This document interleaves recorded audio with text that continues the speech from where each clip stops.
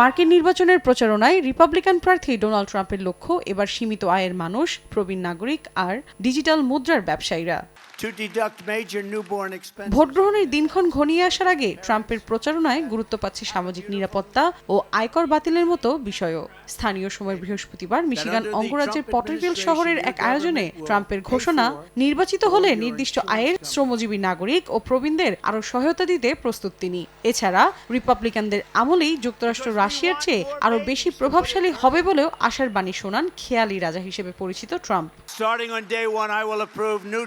New pipelines, new refineries, new power plants, new reactors, and we will slash the red tape. We will get the job done. We will create more electricity.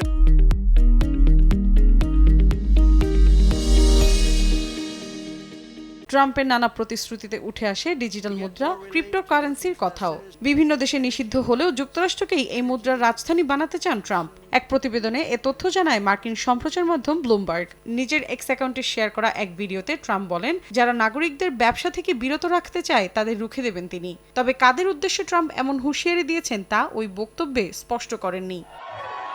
মৌসুমী সাথী, সময় সংবাদ।